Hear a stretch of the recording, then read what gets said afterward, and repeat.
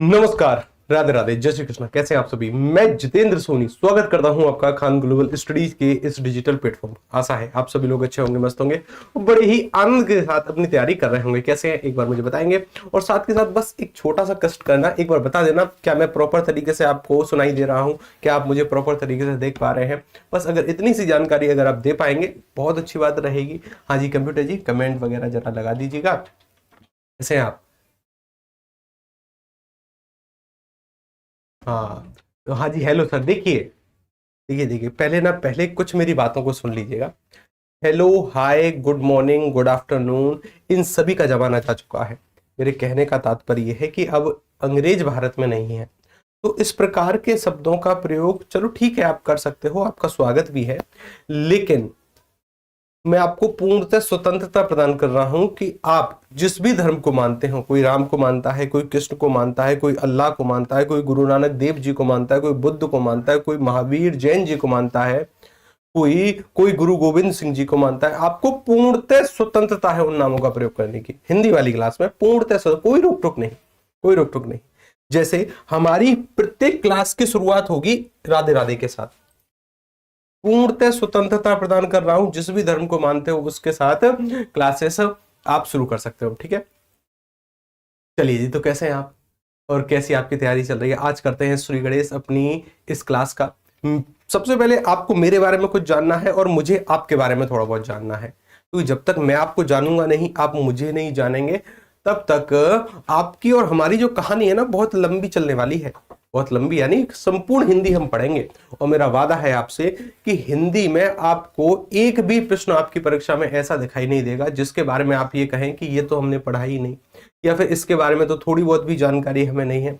इस चीज की जिम्मेदारी मेरी है, ठीक है ना। चलिए, हाँ तो देखो, स्मार्ट बीना जी हमारे साथ है, सोनू जी हमारे साथ है, ताजमल जी हमारे साथ, तेजमल जी हमारे साथ है, प्रवीण जी हमारे साथ है, श्याम सैनी जी हमारे साथ है, अनीता जी हमारे साथ है। आप सभी का मैं तहे दिल से स्वागत करता हूँ, तहे दिल से आप सभी का अभिनंदन है।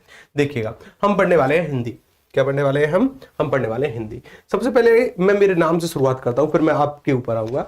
मेरा नाम जितेंद्र सोनी है। मेरा जो जन्म स्थान है वो है वृंदावन। वृंदावन यानी मथुरा जिले के अंतर्गत एक छोटा सा कस्बा उसको कह सकते हो, एक छोटा सा गांव आप कह सकते हो, वृंदावन है। शायद आपने नाम कभी ना कभी सुना होगा। वो मेरा जन्म स्थान है।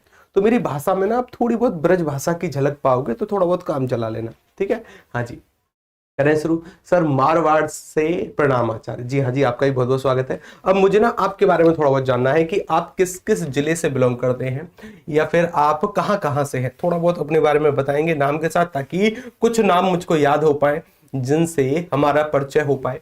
जैसे राकेश जी कह रहे हैं जी हाँ, अंकिता जी कह रही हैं हाँ सुना है सर। सुना है ना, बहुत अच्छी बात है। सर मैं चुरू से हूँ। वाह, बहुत अच्छी जगह है, मैं आया भी हूँ चुरू, और शायद अगले महीने फिर भी आना हो, ठीक है ना। चलिए, अंजलि जी कह रही हैं सर मेवाड़ से। अच्छी बात है। सर मैं पाली से हूँ। पाली से हूँ, बहुत अच्छी बात है। चलिए, सर मैं झालावाड़ से हूँ। वाह जी वाह। जोधपुर पिपाड़ से हूँ सर जी। जोधपुर पिपाड़ से हूँ भाई। जोधपुर तो हमारा बहुत ही आना जाना होता है, ठीक है। हाँ, और कोई? सर भटनेर से हैं, बहुत अच्छी बात है। मैं सर कोटा से हूँ। बहुत बहुत अच्छा लगा आपसे मिलकर। सर मैं कोटा से हूँ। अलवर से हमारे साथ हैं। नागपुर से, नागौर से हमारे साथ हैं। अलवर से हैं, बहुत अच्छी बात है। जैसे देखिए, अब शुरू करते हैं अपनी क्लास को, ठीक है ना। अब शुरू करते हैं अपनी क्लास को। देखिए, मैंने यहाँ पर लिखा है हिंदी। हिंदी, अच्छा, कई बार हमने ऐसा देखा होगा कि हिंदी को इस तरीके से भी लिखा जाता है। इनमें से कौन सी वाली हिंदी सही है? ए वाली सही है कि बी वाली सही है? किस हिंदी को आप सही ठहराओगे? क्या ये वाली हिंदी सही लिखी है, या फिर ये वाली हिंदी सही लिखी है? ए और बी, चयन करो, जरा बताने का प्रयास करो। कई लोग कहेंगे कि सर ये वाली ठीक है, कई लोग कहेंगे कि ये वाली ठीक है, और बहुत सारे लोग कहेंगे कि सर दोनों ही सही है। कुछ लोग कहेंगे ये भी ठीक है वो भी ठीक है, कुछ लोग कहेंगे कि सर दोनों ही ठीक है। जरा ध्यान देना। जैसे मैंने एक शब्द लिखा जी आपके सामने, गंगा। क्या लिखा? गंगा। कुछ लोग गंगा को इस तरीके से लिख देते हैं, इस तरीके से, इस तरीके से। मैंने एक शब्द लिखा गंदा, कुछ लोग गंदा को इस तरीके से लिख देते हैं। मैंने एक शब्द लिखा गंभीर, गंभीर को कुछ लोग इस तरीके से लिख देते हैं। किस तरीके से? इस तरीके से। ये ऐसा क्यों हो रहा है? यहां पर अंकी बिंदी जो है इसे अनुस्वार पढ़ते हैं, जब वर्णमाला पढ़ेंगे ना तब पढ़ेंगे इसके बारे में ये है क्या। अभी के लिए अनुस्वार पढ़ देना इसको, या फिर बिंदी पढ़ देना, बस कोई दिक्कत नहीं है। ये जो अनुस्वार है ना ये सर यहाँ पर नाम में परिवर्तित हो गया। ये जो अनुस्वार है सर यहाँ पर भा में आ गया। अगर मैं लिखता हूं अंत, क्या लिखता हूं अंत, सर यहाँ पर अनुस्वार फिर नाम में परिवर्तित हो गया। ऐसा हो क्यों रहा है? कहीं पर सर ना में आ रहा है, कहीं पर मा में आ रहा है, कहीं पर अंगा में आ रहा है। ये जो है ना ये अंगा है। अगर मैंने लिखा क, ख, ग, घ, अंगा, इसे कहते हैं अंगा। इसका जो उच्चारण है ना ये इस तरीके से होता है, अंगा की तरह। किसकी तरह? अंगा की तरह। लेकिन सबसे रोचक बात क्या है, ना तो इसमें आ आता है ना ही गा आता है। आ और गा के जो बीच की ध्वनि है वो ये है। इसको स्वतंत्र तरीके से नहीं बोल सकते, इसलिए आ और गा की सहायता लेनी पड़ती है, इसलिए हमने इसको अंगा कहा। क्या कहा? अंगा। आ और गा के बीच की ध्वनि वो ये वाली है। तो सर कहीं पर तो ये अंगा में आ गया, कहीं पर ना में आ गया, कहीं पर मा में आ गया। क्या कॉन्सेप्ट है? देखिए एक छोटा सा कॉन्सेप्ट है हमारी हिंदी का। अभी के लिए केवल इस शब्द के बारे में जान रहे हैं। अभी मैं पढ़ा नहीं रहा हूं, आपको पढ़ाऊंगा तो वास्तव में कल से, लेकिन पहले सिलेबस के बारे में जानकारी देनी है और हिंदी के बारे में जानकारी देनी है कि ये हिंदी आई कहां से है, भारत में कहां से आ गई हिंदी, क्यों बोलते हैं हम हिंदी, हिंदी की माता क्या है, संस्कृत से किस किस आधार पर परिवर्तन हुए, इसके बारे में समझने का प्रयास कर रहे हैं, केवल इस शब्द के बारे में। जैसे देखिए यहां पर अगर मैंने देखा, आपको केवल एक चयन करना है कि इसके बाद वाला वर्ण क्या है। इसके बाद वाला वर्ण है गा, और गा का जो अंतिम वर्ण होगा ना अनुस्वार उसमें टूटता है, यानी अनुस्वार का उच्चारण उसमें होता है, इसलिए मैंने इसको अंगा कहा।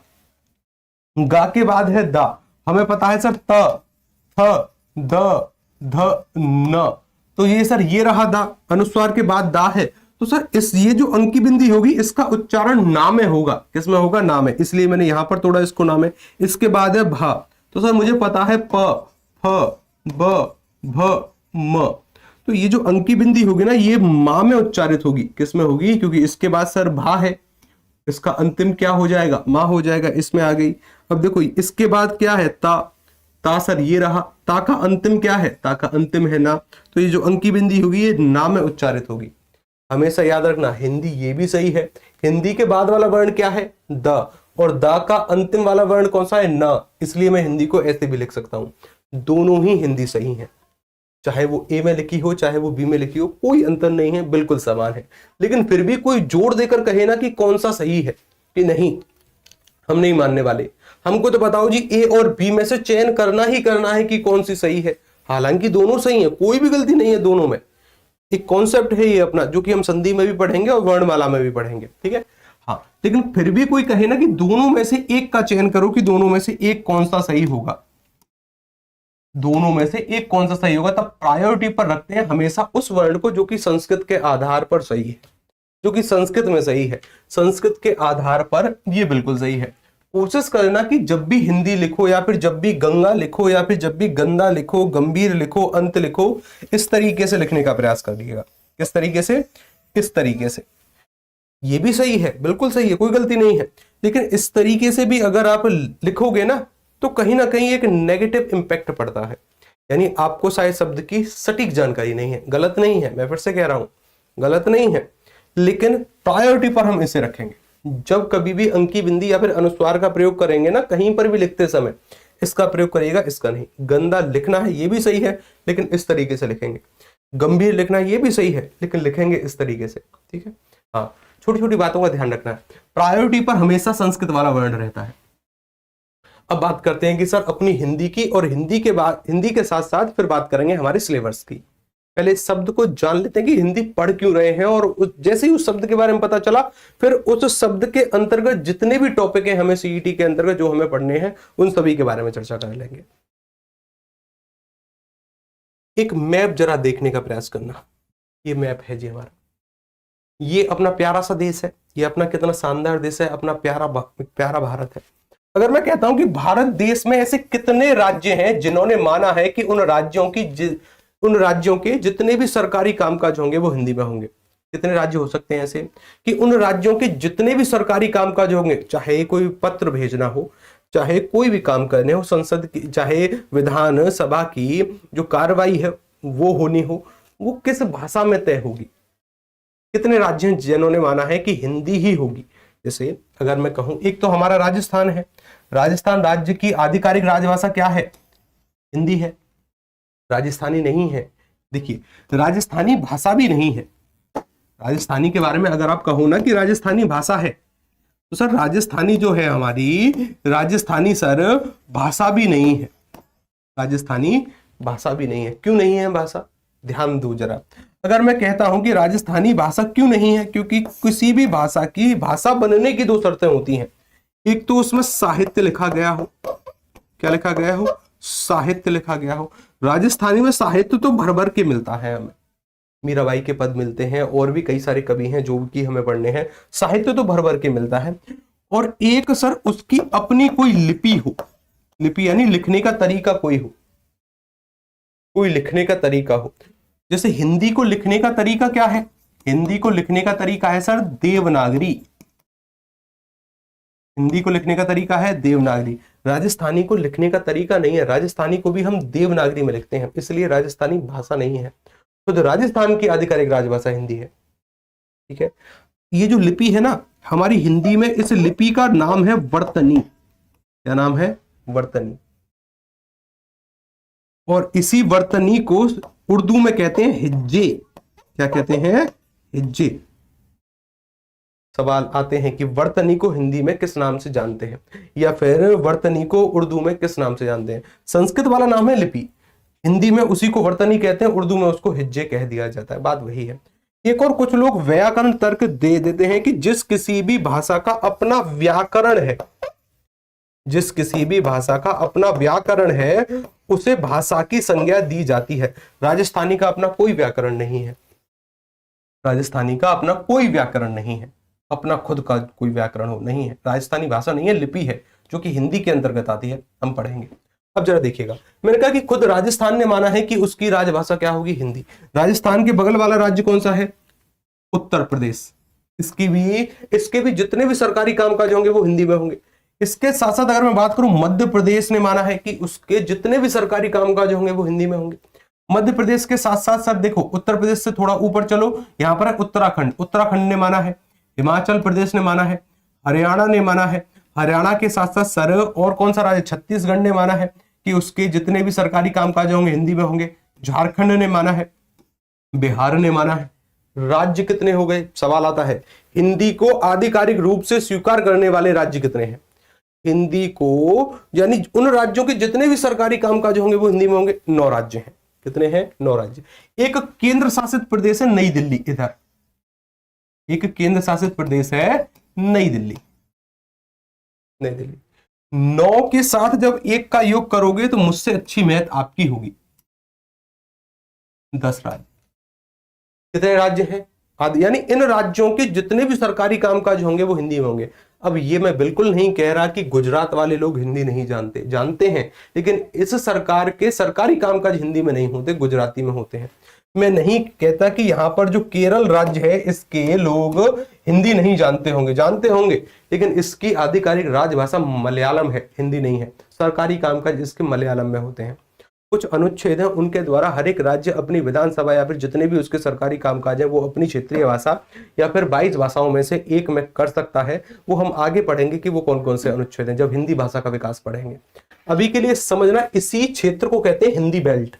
क्या कहते हैं? यही हिंदी बेल्ट है, यही हिंदी बेल्ट है। ठीक है, यही हिंदी बेल्ट है। अब जरा ध्यान देना, मैंने कहा क्या राजस्थान वाला विद्यार्थी मध्य प्रदेश वाले विद्यार्थी की तरह हिंदी बोलेगा? क्या कोई राजस्थान वाला विद्यार्थी है वो मध्य प्रदेश वाले की तरह हिंदी नहीं बोल सकता? थोड़ा बहुत तो परिवर्तन होगा। या राजस्थान वाला विद्यार्थी अगर बिहार वाले से अगर तुलना करें तो क्या हिंदी सेम होगी उसकी, या समान हिंदी प्रयोग करेंगे बोलने में? थोड़ा बहुत एक्टिव रहा करो, यस नो में कुछ तो जवाब दिया करो। ठीक है, हाँ। क्या होगा? नहीं होगा ना, हो ही नहीं सकता सर। क्षेत्रीय आधार पर परिवर्तन होते हैं, यानी मैं कह सकता हूं राजस्थान वाला हिंदी को अलग बोलेगा, मध्य प्रदेश वाला अलग बोलेगा, उत्तर प्रदेश वाला अलग बोलेगा, हिमाचल प्रदेश वाला अलग बोलेगा, हरियाणा वाला हिंदी को अलग बोलेगा। इस तरीके से हिंदी को कितने तरीकों से बोला जा सकता है? इस तरीके से हिंदी को 18 तरीकों से बोल सकते हैं। कितने तरीकों से? 18 तरीकों से। हिंदी को बोलने के तरीके कितने हैं? 18। यही हिंदी की बोलियां हैं। हिंदी की बोलियां कितनी हैं? 18। हिंदी को 18 तरीकों से बोल सकते हैं। पूरे भारत में हिंदी को कितने तरीकों से बोला जा सकता है? 18 तरीकों से। कितने तरीकों से? 18 तरीकों से। इंपॉर्टेंट है, सवाल आता है। कुछ लोग मानते हैं कि 19 होता है, वो क्यों होता है, उसका कारण क्या है, इस आधार पर हम पढ़ेंगे। ठीक है। अच्छा, एक और सवाल। मैंने कहा कि सर अगर मैं इसकी बात करूं ना कि आपने 18 तरीकों से तो कह दिया कि भारत में हिंदी को बोलते हैं, यानी कुछ हरियाणवी बोलेंगे, कुछ भोजपुरी बोलेंगे, ये सभी हिंदी है, कुछ राजस्थानी में मारवाड़ी, मालवी, मेवाती, जयपुरी प्रयोग करेंगे, ये 18 तरीके हैं। लेकिन इनमें भी ना कुछ कुछ समानता है। जैसे मेरा जन्म हुआ है वृंदावन में, वृंदावन के आसपास लड़के के लिए एक शब्द का प्रयोग किया जाता है, छोरा। क्या कहते हैं लड़के को? लड़के को कहते हैं अरे छोरा, और लड़की को कहते हैं छोरी। छोरी। आपके यहां पर लड़के को किस नाम से जानते हैं? कहीं पर मोड़ा कहते हैं। जैसे अगर आप बुंदेलखंड या फिर हल्का सा आगरा की तरफ जाओगे तो लड़की के लिए मोड़ा शब्द का प्रयोग होता है। थोड़ा सा बिहार की तरफ जाओगे तो यहाँ पर लड़के को बबुआ कहते हैं। क्या कहते हैं? बबुआ। राजस्थान में क्या कहते हैं? आपके जिले में क्या कहते हैं लड़के को? और अगर आप दिल्ली वाले क्षेत्र में आओगे तो लड़के को लड़का ही कहते हैं, छोरा कहते हैं ना आपके यहाँ भी, या फिर क्या कहते हैं आपके यहाँ? छोरा कहते हैं। अब देखो जरा, छोरा जो है ना वास्तव में ब्रज भाषा का शब्द है, मथुरा के आसपास वाले क्षेत्र में बोला जाता है। इसके आधार पर मैंने देखा कि यहाँ पर जो क्षेत्र, इस वाले क्षेत्र में जो बोला जाएगा वो इस वाले क्षेत्र में भी उच्चारित होगा, यानी राजस्थान वाले में भी बोला जाएगा, कुछ कुछ मध्य प्रदेश वाले में भी उच्चारित होगा, कुछ कुछ यहाँ भी होगा। यानी कहीं कहीं किन्हीं किन्हीं बोलियों में ये जो 18 तरीके हैं ना, इनमें कुछ कुछ समानताएं हैं। इस समानता के आधार पर हिंदी को बांट दिया गया 5 उपभाषा में। कितनी उपभाषा में बांट दिया गया हिंदी को? अभी हम पढ़ नहीं रहे हैं, मैं पहले कह रहा हूं आपसे, अभी मैं आपको पढ़ा नहीं रहा, अभी केवल हिंदी शब्द का इतिहास जानने की कोशिश कर रहे हैं कि हिंदी शब्द है क्या। पढ़ेंगे तो कल से। अभी के लिए नोटबुक को थोड़ी देर के लिए बंद कर दो, ठीक है ना। केवल सुनो कि ये हिंदी कहां से आ गई भारत में, कौन लाया हिंदी को, कैसे आई हिंदी।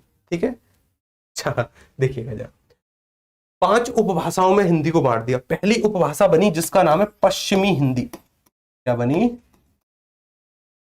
पश्चिमी हिंदी। दूसरी उपभाषा बनी जिसका नाम है पूर्वी हिंदी। तीसरी बनी राजस्थानी हिंदी। चौथी बनी बिहारी हिंदी।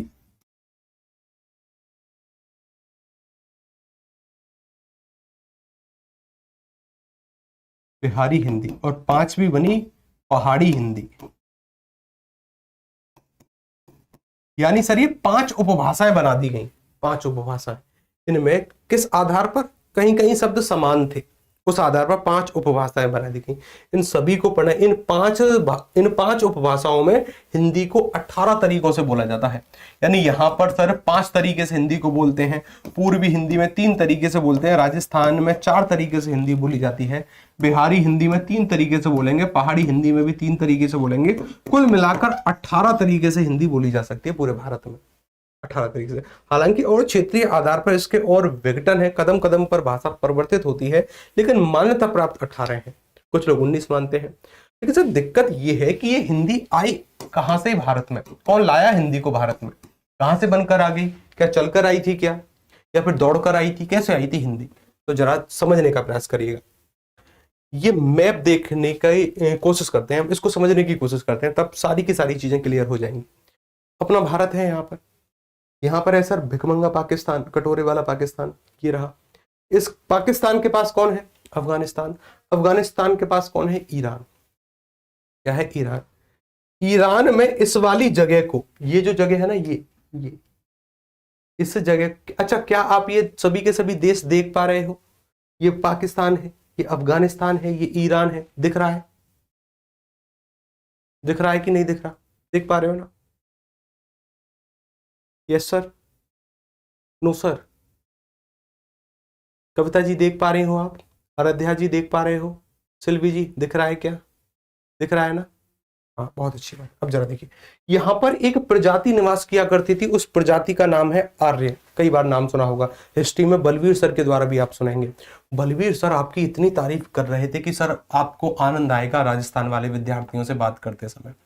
बहुत तारीफ करी है सर ने आपकी, पता है, बहुत ही ज्यादा तारीफ करी है आपकी कि सर राजस्थान वाले विद्यार्थी जो हैं बड़े ही शालीन हैं। मैंने कहा अगर शालीन है तब तो आनंद आएगा पढ़ाने में। मेरा वादा है आपसे, आपकी परीक्षा में आपको एक भी सवाल पढ़ाए हुए से बाहर नहीं दिखाई देगा, या फिर कोई भी आपकी परीक्षा हो जहां पर हिंदी आती है वहां पर वादा है मेरा, इस शब्द को या किसी भी शब्द को पढ़कर आप ये नहीं कह पाओगे कि सर इसके बारे में जानकारी नहीं है। बस थोड़ी सी शांति के साथ पढ़ते रहना, आनंद के साथ पढ़ते रहना। बस क्लास में 3 चीजों के बारे में से बोलने से बचना। पहली चीज क्या है, देखिए पढ़ने का तरीका पता है ना आपको। पहला तरीका, पहले इसी पर बात कर लेते हैं। क्लास में जो भी बता दिया जाए उसको सत्य मानना। क्या मानना? उसको सत्य मानना, यानी थोड़ा बहुत भरोसा करना हमारे ऊपर, उसको सत्य मानना। जो बोर्ड पर लिख दिया जाए वही सत्य है, ठीक है ना। थोड़ा बहुत भरोसा करना। मुझे पता है कि आपके पास बहुत सारी किताबें होंगी, बहुत सारी बुक्स होंगी, मैं किसी की तौहीन नहीं कर रहा, लेकिन कई बार क्या होता है, कई बार मिस प्रिंटिंग के चलते, कई बार अलग अलग राज्यों के आयोग के चलते कि किसी राज्य के द्वारा किसी सवाल का उत्तर कुछ है, किसी राज्य के द्वारा किसी सवाल का उत्तर कुछ है, भिन्नताएं बनी रहती हैं। कोई राज्य कुछ मानता है, कोई राज्य कुछ मानता है। आपको वो पढ़ाया जाएगा जो आपका राज्य ठीक मानता है। तो जो बोर्ड पर लिख दिया जाए उसे सत्य मानना, भरोसा करना। दूसरी चीज है सर, जागृति के साथ क्लास में बैठना है, चेतना के साथ बैठना है। चेतना यानी जड़ बुद्धि के साथ क्लास में नहीं आना है कि हम नहीं सीख सकते। आप ही सीखोगे और आपको ही सीखना पड़ेगा। जड़ बुद्धि है मत आना क्लास में कि सर हमारे बस की बात तो नहीं है, हम नहीं सीख पाएंगे। बिल्कुल सीख पाओगे। जहां पर भी दिक्कत है तुरंत बीच में हाथ खड़ा करना, बीच में टोक देना कि सर समझ में नहीं आया, एक बार फिर से बताने का प्रयास करें। एक नहीं 5 बार बताया जाएगा, लेकिन शांति के साथ। तीसरा सर, आनंद के साथ क्लास चलेगी। आनंद मतलब रोचकता के साथ पढ़ेंगे। जैसे देखिए कुछ लोग आनंद और सुख को एक मान लेते हैं कि सुख और आनंद एक ही चीज है, बिल्कुल अलग अलग है। मुझे प्यास लगी है, मैंने पानी पिया, मेरी प्यास शांत हो गई, ये मुझे सुख मिला। प्यास शांत हो गई, मुझे सुख मिला, मैंने पानी पी लिया। लेकिन पानी पीने के बाद मेरी प्यास और जागृत हो जाए और बढ़ जाए कि नहीं अब तो और भी पानी चाहिए, ये आनंद है। वादा है मेरा, क्लास आनंद के साथ चलेगी। सबसे जरूरी बात, चीजें लंबे समय तक याद कैसे रहती हैं। छोटा सा साइंस है, समझना। दिमाग की शक्ति समझनी है कि दिमाग किस तरीके से कार्य करता है। जो भी टॉपिक पढ़ा दिया जाए ना, उसका रिवीजन इंपोर्टेंट होता है। तो आज कोई टॉपिक पढ़ा, हम में से 90% विद्यार्थी कल ही उसको लेकर बैठ जाते हैं कि चलो इसका रिवीजन कर लें। कल नहीं तो परसों लेकर बैठ जाते हैं कि चलिए सर एक बार इसका रिवीजन कर लेते हैं। सबसे गलत तरीका, नहीं करना होता कल और परसों रिवीजन। यही गलती कर बैठते हैं और फिर कहते हैं कि सर आगे आगे का पढ़ते चले जा रहे हैं, पीछे का सब कुछ भूल गए। गलत तरीका। आज कोई टॉपिक पढ़ा है ना, जैसे आज मैंने अपना नाम आपको बताया कि मेरा नाम जितेंद्र सोनी है, तो क्या आप कल इसको भूल जाओगे? हो सकता है थोड़ा बहुत भूल जाओ, लेकिन पूरा नाम नहीं भूल सकते। हाँ भाई सर ने कुछ तो बताया था, सोनी था, अब पता नहीं कौन सा सोनी था, ठीक है ना। उसका रिवीजन करना होता है 7वें दिन, 14वें दिन और 21वें दिन। यकीन मानना, हवा में बातें नहीं कर रहा, साइंटिफिकली प्रूव है कि दिमाग किस तरीके से कार्य करता है। 1-2 दिन में, जैसे आज हमने हिंदी भाषा का इतिहास पढ़ा, कल उसको पूरा नहीं भूल सकते आप, थोड़ा बहुत भूल जाओगे। परसों पूरा नहीं भूल पाओगे, थोड़ा बहुत भूल जाओगे। लगभग 70% विद्यार्थी भूल जाता है 7वें दिन। तो 7वें दिन अगर आप उसका थोड़ा सा रिवीजन कर लोगे, सरसरी निगाहों से देख लोगे, लंबे समय तक चीजें दिमाग में चलेंगी। फिर उसके बाद 14वें दिन, 21वें दिन अगर समय मिलता है तो देख लेना, नहीं तो कोई बात नहीं, लंबे समय तक चीजें चलती हैं, ठीक है। आज कोई टॉपिक पढ़ा, कल लेकर नहीं बैठना, परसों लेकर नहीं बैठना, 7वें दिन के बाद उसको लेकर बैठिएगा, ठीक है। चलिए आगे चलते हैं, अब इस पर बात करते हैं। देखिए यहां पर इसको समझने का प्रयास करिएगा। इस वाले क्षेत्र का नाम है ब्राइदेस्तान, यहां लिख देते हैं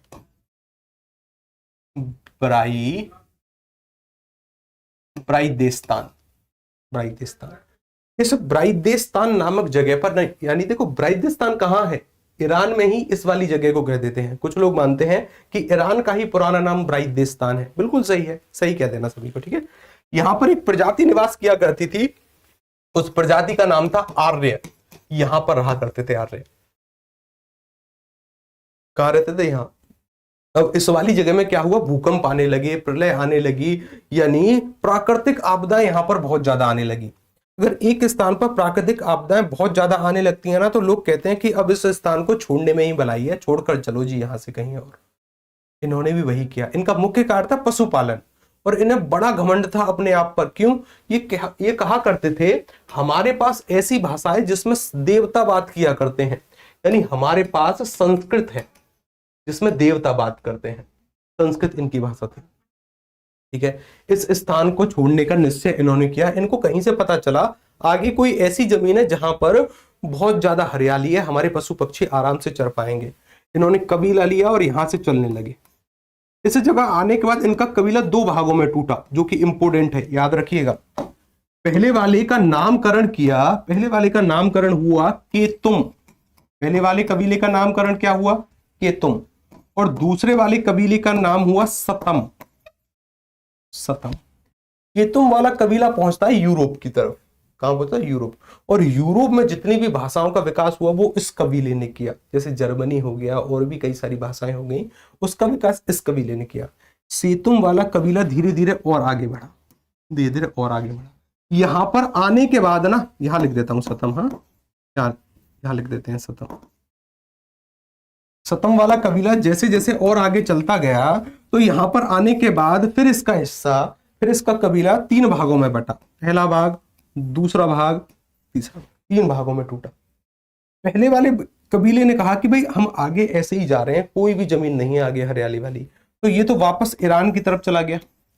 दूसरा वाला कबीला पहाड़ों की तरफ जाकर बसा। कहां बसा? पहाड़ों की तरफ, जिसका नाम हुआ दरद। इसका नामकरण क्या हुआ? दरद। ये जो तीसरा कबीला है, ये जो तीसरा कबीला, ये वास्तव में भारत में प्रवेश करता है, ये वास्तव में भारत में आया। अब देखो, भारत में अगर आया तो इसका नामकरण हुआ भारतीय आर्य कबीला, भारतीय आर्य कबीला, भारतीय आर्य कबीला। अब अगर ये भारतीय आर्य कबीला भारत में आया है, अब देखो तीन चीज भारत में आई, आर्य भारत में आ गए, संस्कृत भारत में आ गई, और आर्यों का पशु गाय भारत में आ गई। तीन चीजें आ गई, तीन चीजें आ गई, आर्य, संस्कृत और गाय, तीन चीजें भारत में आ गई। अगर आर्य भारत में आए हैं ना, इसीलिए नॉर्थ इंडिया वाले पार्ट को कहा जाने लगा आर्याव्रत। क्या कहा जाने लगा? आर्याव्रत। आर्याव्रत कौन सा है? यही है। अच्छा, कबीला क्या होता है? देखिए, कबीले का अर्थ होता है कि किन्हीं लोगों का बहुसंख्यक एक ग्रुप होता है। ग्रुप मतलब जैसे मानकर चलो एक ग्रुप में 100 लोग हैं, 50 हो गए इधर, 50 हो गए इधर, यानी दो कबीलों में वो ग्रुप बट गया। 50 का कबीला ये हो गया, 50 का कबीला ये हो गया। अब देखिए, ये जो कबीला था आगे चला, दो हिस्सों में टूटा, एक केतुम हुआ, एक सतम हुआ। सतम धीरे धीरे और आगे आया। यहां पर आने के बाद सर वो फिर से तीन हिस्सों में टूटा। पहला वाला वापस से ईरान चला गया, दूसरा वाला पहाड़ों की तरफ बसा, तीसरा वाला जो भारतीय आर्य कबीला है भारत में यही प्रवेश करता है। सवाल आता है संस्कृत को भारत में कौन सा कबीला लेकर आया? या तो उत्तर भारतीय आर्य कबीला होता है, भारतीय आर्य कबीला विकल्पों में ना हो तब सतम उत्तर होता है, क्योंकि ये वाला कबीला सतम ही था।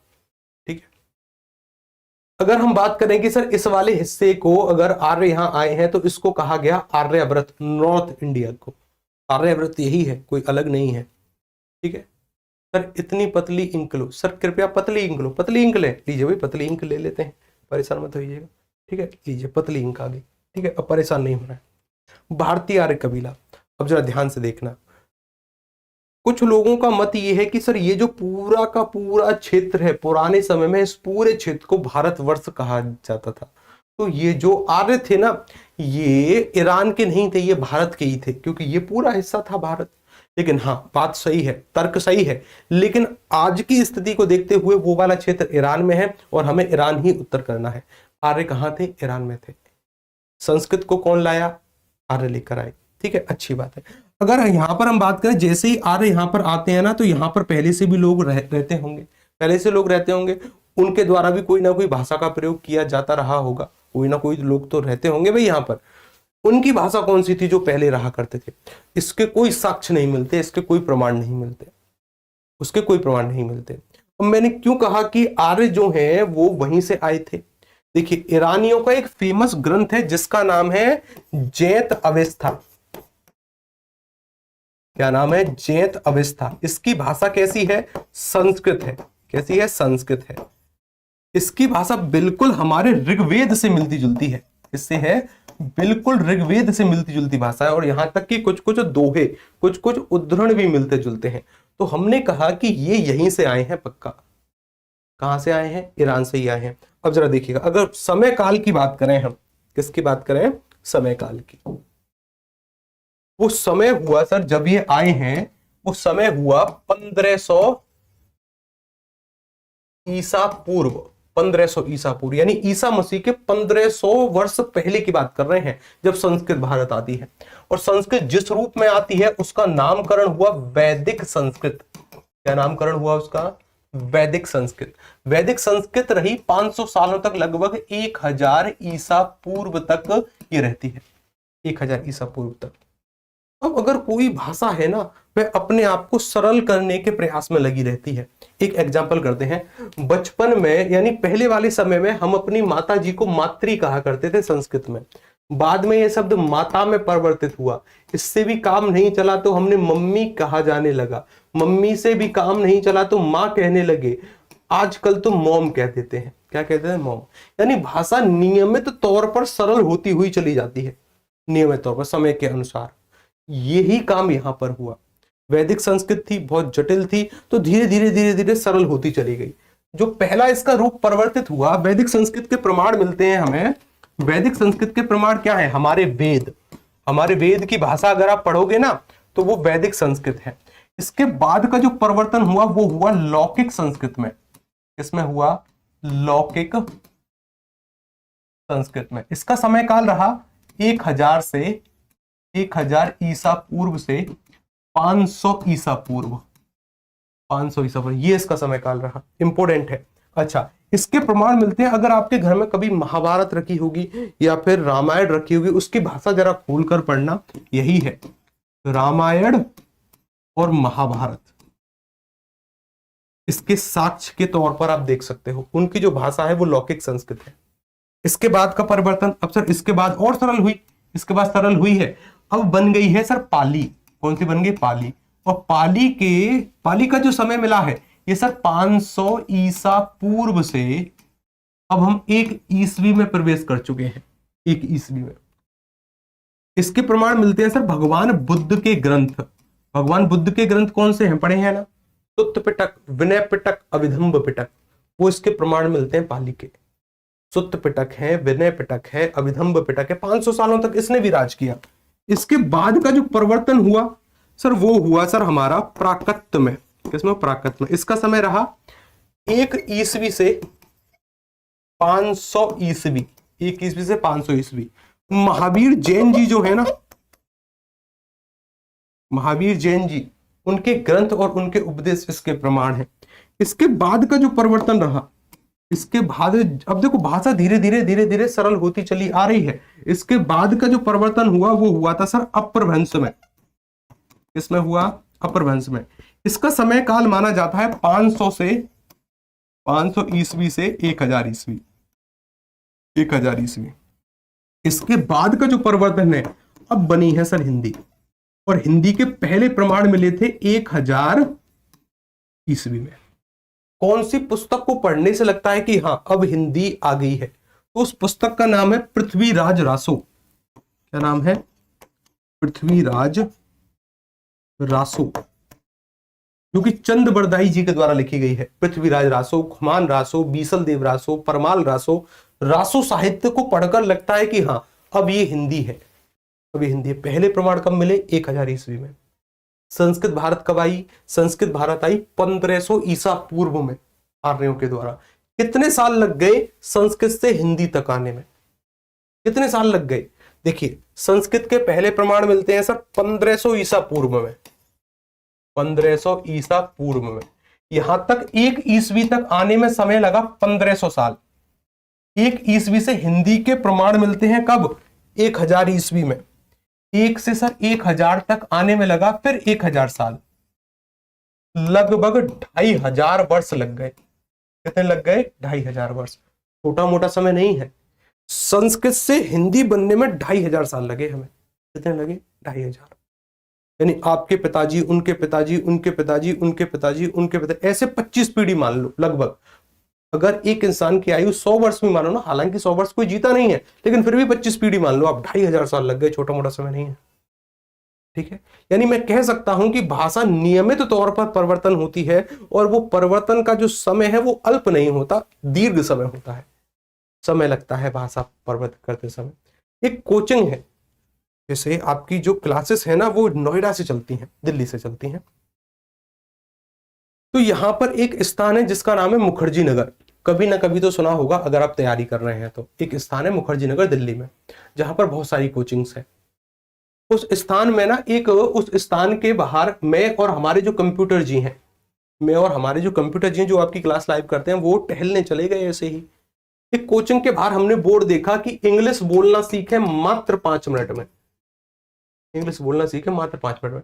तो मेरे दिमाग में यही आया कि संस्कृत से हिंदी बोलते समय, यानी संस्कृत से हिंदी तक आने में 2500 साल लग गए, ये हमारी हिंदी भाषा को मात्र 5 मिनट में परिवर्तन करने की गारंटी प्रदान कर रहा है।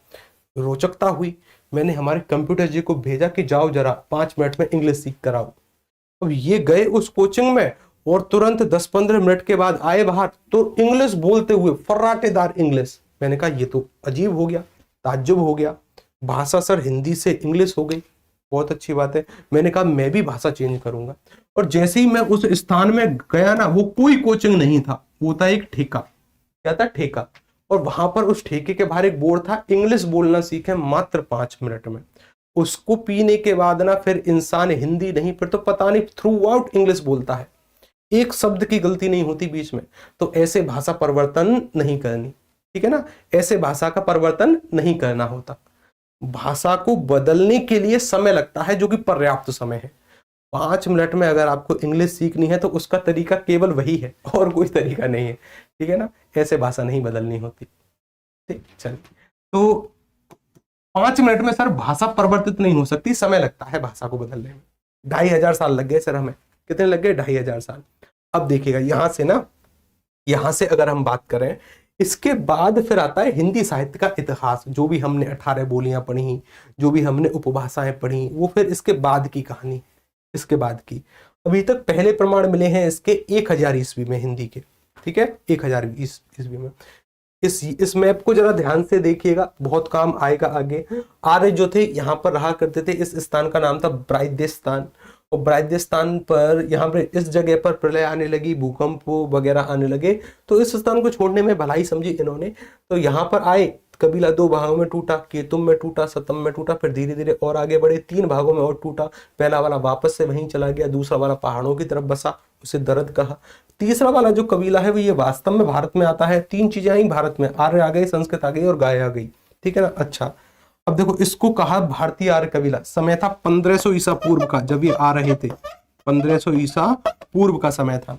अच्छा, हमने क्यों कहा कि आर्य यहीं से आए थे? हमारी ऋग्वेद की भाषा जब हम पढ़ते हैं और इनका जो एक ग्रंथ है जैत अवस्था, इसकी भाषा पढ़ते हैं तो बिल्कुल समान लगती है। तो हमने कहा कि ये यहीं से आए हैं, कहीं और से नहीं आ सकते। पुराने वाले क्षेत्र में, पुराने वाले समय में इस पूरे हिस्से को भारतवर्ष के नाम से जानते थे, इसलिए लोगों का मानना है कि जो संस्कृत है वो भारत की ही देन है, अलग से नहीं आई है। लेकिन वर्तमान स्थिति में वो स्थान कहाँ पड़ता है? ईरान में पड़ता है, इसलिए ईरान पढ़ा जाता है, ठीक है, बहुत अच्छी बात है। अब देखिएगा जरा, अब हम बात करते हैं अब हिंदी का। थोड़ा बहुत तो इतिहास हमें पता है कि कहाँ से आई है, कैसे आई है, कैसे कैसे सर इसके परिवर्तन हुए। वैदिक संस्कृत है, लौकिक संस्कृत है, पाली है, प्राकृत है। अब देखो ये बाद का विषय है, एक छोटा सा कॉन्सेप्ट और है इसमें कि अगर एक समुद्र है, ये मान के चलिएगा ये समुद्र है, समुद्र के साथ ये सूखी हुई जमीन है, ये सूखी हुई जमीन है। अगर आपको एकदम पानी से सूखी हुई जमीन पर आना है तो क्या डायरेक्ट आ सकते हो? क्या नहीं आ सकते सर। क्यों? क्योंकि बीच में एक ऐसा क्षेत्र होगा जहां पर आधा तो पानी होगा और आधी मिट्टी होगी, यानी बीच का एक ऐसा क्षेत्र होगा जहां पर ऐसी रेत होगी जहां पर थोड़ा थोड़ा बहुत पानी होगा, नमी वाली रेत होगी। एकदम पानी से सूखी जमीन पर नहीं आ सकते, बीच का कुछ ना कुछ क्षेत्र रहता है, जिसे दलदल टाइप का कह देते हैं हम, आधा पानी है आधी मिट्टी है। इसी तरीके से सर डायरेक्ट अपभ्रंश से हिंदी नहीं बन सकती। डायरेक्ट अपभ्रंश से हिंदी कैसे आ जाएगी? बीच में यहां पर कोई एक ऐसा क्षेत्र रहा होगा जहां पर आधे अपभ्रंश के गुण आ रहे होंगे, आधे हिंदी के गुण आ रहे होंगे। इस स्थान को कहा जाता है अवहट्ट। इस भाषा का एक नामकरण होता है अवहट्ट, जो कि आगे वाला विषय है, आगे हम पढ़ेंगे इसको। पर इसका जो समय काल देखो, ये 500 से 1000 है ना, 900 हमने यहां से ले लिया, ये 1000 से आगे तक है 1100 हमने यहां से ले लिया। इसको सर अवहट्ट कहा गया। अवहट्ट कोई भाषा नहीं है अलग से, ये इसी का बीज का रूप है। फिर आप कहोगे कि सर तब तो यहाँ पर भी बीच में कुछ रहा होगा, रहा है लेकिन उतना इंपोर्टेंट नहीं है, हमें उतना इंपोर्टेंट नहीं है। ठीक है, चलिए अब देखिएगा जरा, यानी सर ये जो हिंदी शब्द है ना, ये जो हिंदी शब्द है बड़ा ही खतरनाक शब्द है। कैसा शब्द है? बड़ा ही प्यारा, बड़ा ही खतरनाक शब्द है। इसमें बहुत कुछ हमें पढ़ना है। अब हमें क्या पढ़ना है उसके बारे में जान लेते हैं कि जो अपनी आगे वाली क्लासेस चलेंगी ना वो किस तरीके से चलेंगी। देखिएगा जरा, कुछ टॉपिक दिए हैं आपकी सीईटी परीक्षा में जो कि हमें पढ़ने हैं, जैसे ये रहे। ध्यान से समझते हैं हर एक टॉपिक को कि उस हिंदी के अंतर्गत क्या कुछ पढ़ना है। सामान्य हिंदी में, सामान्य हिंदी से तात्पर्य यह है कि सर हिंदी के जितने भी सामान्य टॉपिक हो सकते हैं, संज्ञा है, सर्वनाम है, विशेषण है, क्रिया है, क्रिया विशेषण है, इस प्रकार के सवाल आते हैं, स्वर है, व्यंजन है, इस तरीके के सवाल आते हैं। सर संधि, संधि और संधि विच्छेद दोनों अलग अलग हैं, दोनों को एक मत समझना। जैसे देखिए, अगर मैं यहां पर कहता हूं कि विद्या, बाबा आदम के जमाने में यह शब्द प्रयोग होता था, विद्या के साथ आलय का योग हम किया करते थे, तो एक शब्द बनता था विद्यालय। क्या बनता था? एक शब्द बनता था विद्यालय। क्या शब्द बनता था? विद्यालय। यहां पर देखने का प्रयास अगर हम करें ना, जरा ध्यान देना, यहां पर बड़ा आ है, यहां पर बड़ा आ है, इन दोनों का योग किया गया तो बड़े आ का प्रभाव यहां पर देखने को मिला, ध्यान पर। ठीक है ना, मिलकर क्या बनेगा? बड़ा आ। ये जो वर्णों को जोड़ने की कला है इसी को क्या कहा जाता है? संधि। और ये जो शब्द बनकर आया है इसको अपने मूल शब्दों में तोड़ने की कला कहलाती है विच्छेद। क्या कहलाती है? विच्छेद। यानी वर्णों के योग को संधि कहते हैं, जिसके द्वारा हम नए शब्द बनाएंगे। वर्तमान में हिंदी में कितने शब्द हैं? लिख लो। देखिए, वर्तमान में हिंदी में 2,60,000 शब्द हैं, लगभग 2,60,000 शब्द हैं, 2,60,000 शब्द है। लेकिन हम एक बेसिक आइडिया पढ़ लेते हैं 2 लाख से ज्यादा शब्द, क्योंकि एग्जैक्ट शब्दों को गिनने तो कोई नहीं बैठा है, हम पढ़ लेते हैं 2 लाख से अधिक शब्द हैं। इन शब्दों की संख्या को बढ़ाने के 4 तरीके हैं। या तो वर्णों को जोड़कर, जैसे विद्या और आलय को जोड़ा विद्यालय शब्द बना, ऐसे शब्द बढ़ा सकते हैं।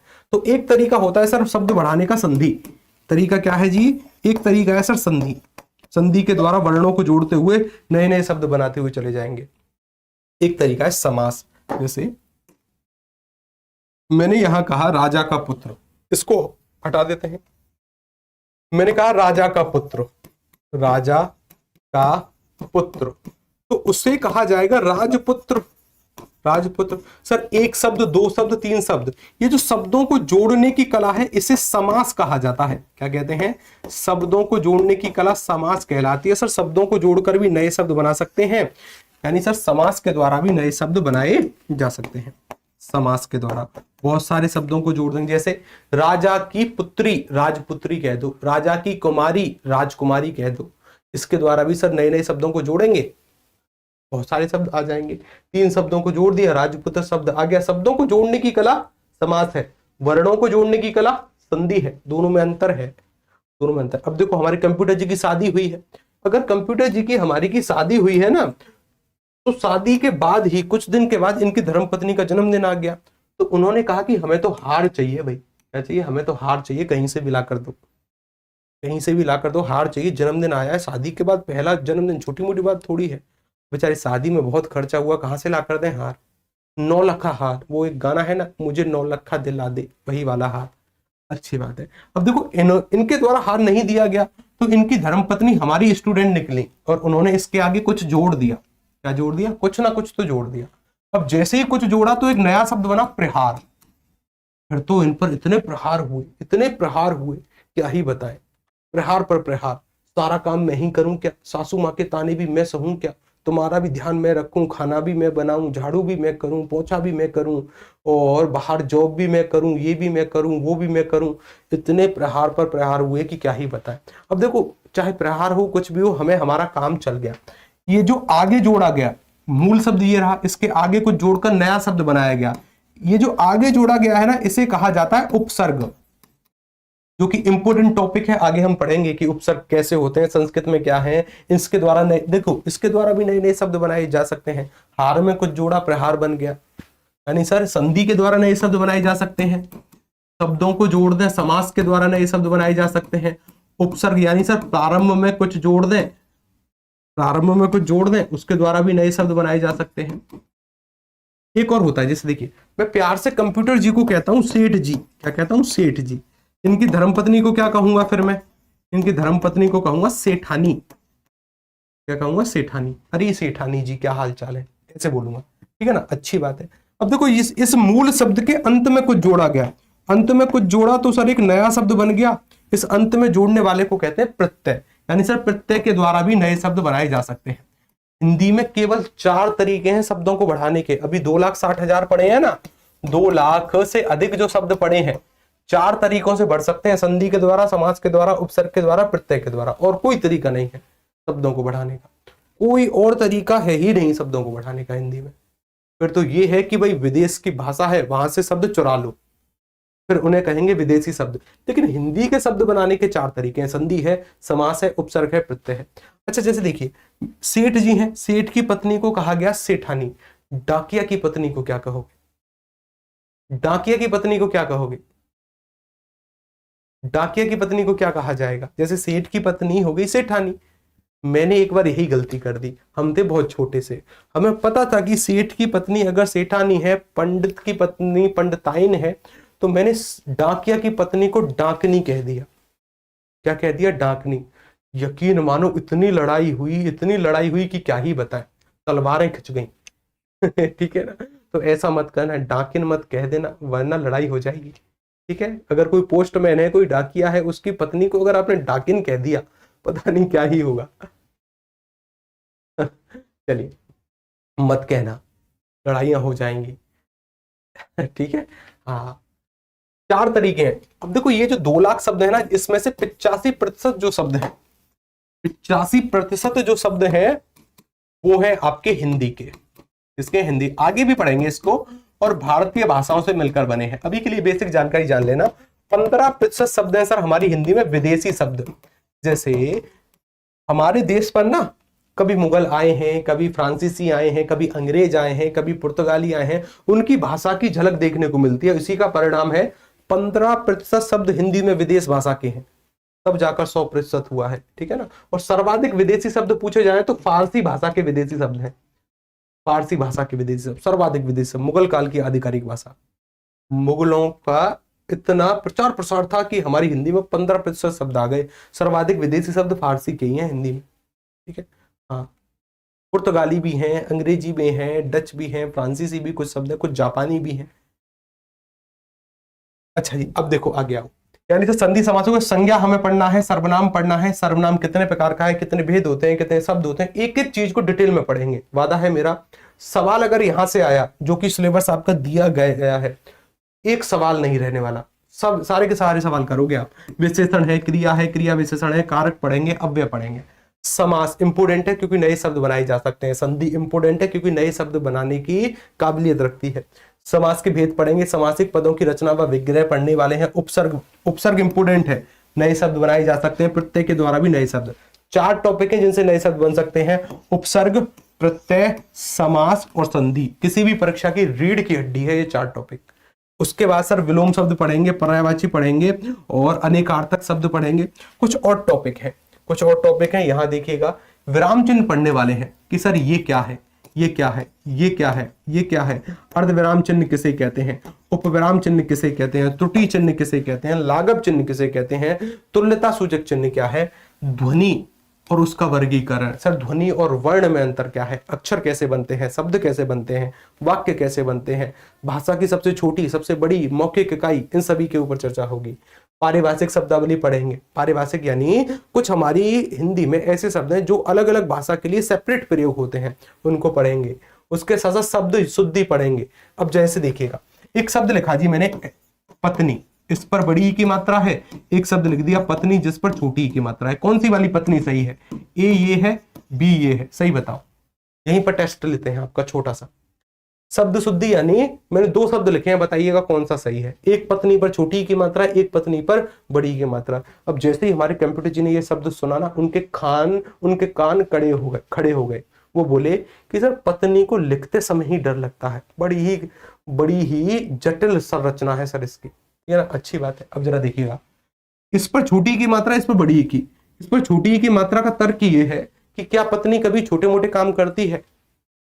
आपने पत्नी पर छोटी की मात्रा लगा तो दी, मैंने कहा चलो ठीक है जी लगा दी तो लगा दी। क्या पत्नी कभी छोटे मोटे काम करती है?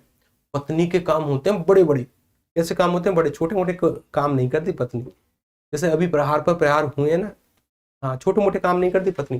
जब छोटे मोटे काम करेगी नहीं तो छोटी की मात्रा क्यों लगाएंगे? नहीं लगाएंगे। बड़े बड़े काम करती है सर, बड़ी की मात्रा आती है। किसकी आती है? बड़ी ई की मात्रा आती है, याद रखिएगा। मुहावरे पढ़ेंगे, लोकोक्तियां पढ़ेंगे, राजभाषा हिंदी, संवैधानिक स्थिति, क्या क्या अनुच्छेद हैं, कैसे बनी हिंदी, कौन कौन सी अनुसूचियां हैं, क्या क्या अनुच्छेद के अंतर्गत क्या क्या लिखा गया है हिंदी के लिए, सभी पढ़ेंगे। पत्र पढ़ने वाले हैं। पत्र यानी शासकीय पत्र किसे कहते हैं, अर्धशासकीय पत्र किसे कहते हैं, ज्ञापन क्या है, परिपत्र क्या है, एक दूसरे डिपार्टमेंट से अगर बात करनी हो तो पत्र की भाषा क्या होनी चाहिए, सब कुछ पढ़ेंगे। उसके प्रकार, कार्यालय पत्र के प्रारूप तथा विशेष संदर्भ में, इन सभी विषयों को पढ़ने वाले हैं। ये कंप्लीट सिलेबस हम पढ़ेंगे। अभी क्लास शुरू नहीं हुई है, क्लास शुरू होगी कल से। कल का टॉपिक क्या होगा? वर्णमाला। कल हम पढ़ेंगे वास्तव में वर्णमाला, पहला ही टॉपिक।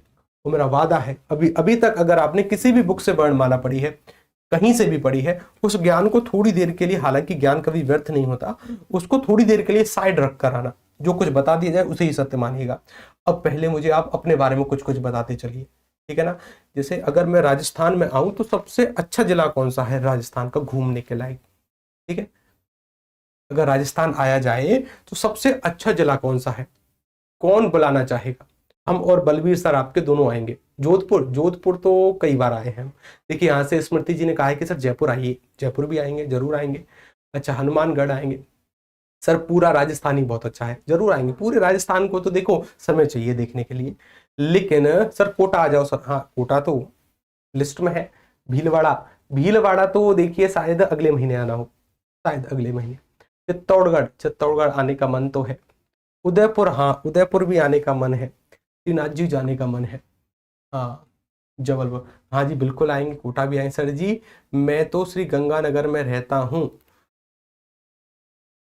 गर्मी देखने लायक है। अच्छा, गर्मी देखने, गंगानगर आज से 5 दिन पहले मैं था, श्री गंगानगर। वहां से होते हुए जोधपुर कुछ काम था तो जोधपुर गया मैं। जोधपुर नहीं, बीकानेर गया, सॉरी माफी चाहूंगा। वहां से बीकानेर गया। हाँ, ठीक है ना। बीकानेर में एक वो है जी आपका पान वाला, ठीक है, और बड़ा ही खूबसूरत पान है उसका। एक मंदिर है भगवान विष्णु का, वहां भी हम गए थे, उनका नाम शायद मैं अभी भूल रहा हूँ। बीकानेर में बहुत ही सुंदर मंदिर है। और उसी के थोड़ा सा आगे पीछे ना एक पान वाले की शॉप है, लगातार 2 शॉप है उनकी, और खतरनाक पान एकदम, ठीक है।